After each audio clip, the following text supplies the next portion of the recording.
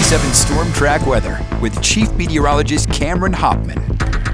Well, it was an active day, and if you're wondering what caused all of that, look no further than this core of low pressure still making its way across the state of Wisconsin this evening. And you can even look to the west of us and see our next potential for showers, thunderstorms, maybe even that severe weather threat over the next 24 hours. Fortunately, any severe weather threat for this evening has concluded. That is, unless you're talking about standing water. Plenty of that still across the region. Flooding was a major concern for the southwestern reaches of the state, but you can also see a few reports of damaging straight line winds. We also had reports of trees down, some power outages. There was one report near Fort Atkinson of a measured wind gust of 80 miles per hour earlier on. But again, that rain was unrelenting for much of the region. In fact, check this out. These are estimated rainfall totals over the last 24 hours. Madison, about 1/3 of an inch. You look to Monroe, about an inch. Back out towards Mineral Point, Platteville, anywhere you're seeing yellows, that's about an inch. Oranges, 2 inches. If you're looking at areas in red, you're looking 3 to 4 inches of estimated rainfall over the last several hours alone. And we're still seeing rain in those areas.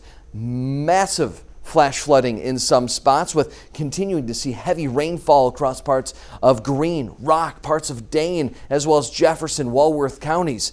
Dane County right now is nothing short of damp. And looking at our Constellation camera, you can still see that rain coming down out there. After topping out in the upper 70s and low 80s earlier on today, it's 69 degrees in Madison. And as far as the rest of the night goes, that rainfall gradually tapering off with that core of low pressure swinging off to the east of us. What can we expect tomorrow morning? Dry weather, believe it or not. 69 degrees at 7 o'clock in the morning. By 9, 72, 10 o'clock, right around 74 degrees. Not a bad start to our Saturday. But I mentioned another chance of shower storms, maybe even that threat of severe weather. Check this out. Our future track tomorrow, cloud cover early on, some peaks of sunshine, and then as that secondary cold front swings through, some scattered rain showers. Now there is a possibility, once we get past Madison, that cold front's going to push further off to the east of us. It's going to interact with a good amount of warmth still at the surface. Latest future track model data keeping the chances of showers and storms not only to the east of Madison, but to a minimum. So I'm keeping my chances of rainfall to a minimum as well. As of now, however, the Storm Prediction Center maintaining a 1 on the threat index for the entire eastern half of the state on Saturday. Again, I'm not really expecting much in the way of storm chances, maybe a few isolated rain showers. 82 your high temperature on Saturday, 81 at 5 o'clock by 7 p.m., right around 78, a perfect Saturday.